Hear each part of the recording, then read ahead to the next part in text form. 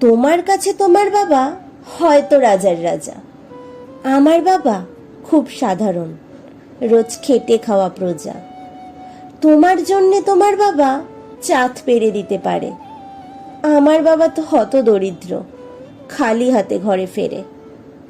তোমাদের বাবা খুব ফিটফাট, গায়ে স্যুট হাতে ঘড়ি। জানো তো, আমার বাবাটা ভীষণ অগোছালো, মুখ ভরা পাকা দাড়ি। তোমার হাতে নুন পোড়া ডালও বাবা খায় চেটে বাটি। আমি তো দারুণ রান্না করি, তবু বাবা বলে মোটামুটি।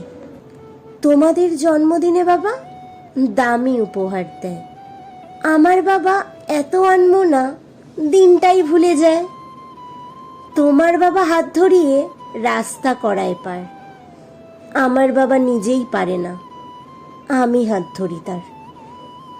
তোমাদের বাবা তোমাদের হাতে খরচের টাকা দেয়, আমি টিউশন করে মাসোহারা পেলে বাবার ওষুধ কিনতে হয়।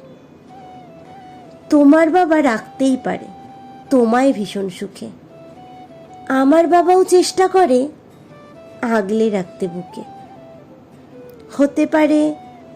হতে পারে তুমি রাজকন্যা, আমি হয়তো বা দাসী, তবু দিন শেষে আমি আমার বাবাকে ঠিক ততটাই ভালোবাসি। তোমরা বাবা শব্দের যে সংজ্ঞা দাও সারা ফেসবুক জুড়ে, ওই চিরাচরিত বাবার উপমা আমায় বড় বিরক্ত করে।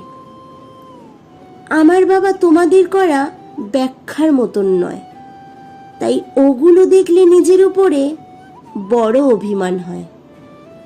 তোমাদের বাবা নিজে না খেয়ে তোমাদের মুখে ধরে, এদিকে আমার জন্য তুলে রাখা লিচু বাবা খেয়ে নেয় চুরি করে।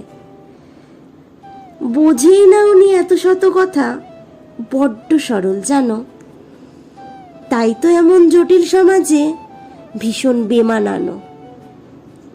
শাসন যদিও করে না তেমন, তবে খুব ধরে, অথচ বন্ধু মহলে আমার পিছনে আমারই তারিফ করে। বাবা পরীক্ষার আগে সংশয় বলে, পাশ করবি তো বল?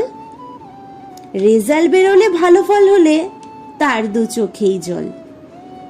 কিছুই করি না তবু আমায় সারাদিন ধরে বকে, কিন্তু যখন সবাই বিরূপ ঠিক তখনই পাশে থাকে।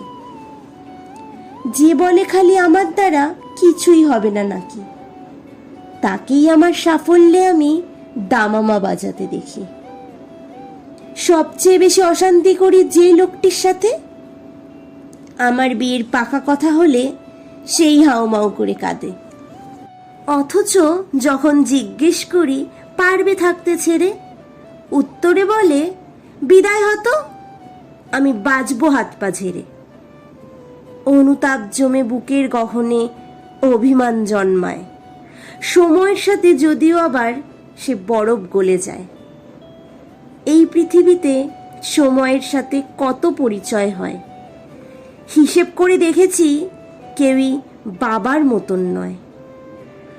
সম্পর্কের সমীকরণেরা রোজ বদলায় মান, তবু প্রথম সারিতে বরাবর থাকে বাবা মায়েদের স্থান।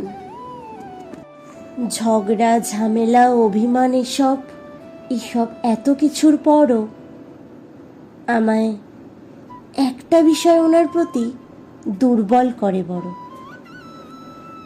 আমাকে আমার প্রিয় মানুষেরা এত নামে ডাকলেও বাবার মতো মা আমার কই ডাকলো না তো কেউ।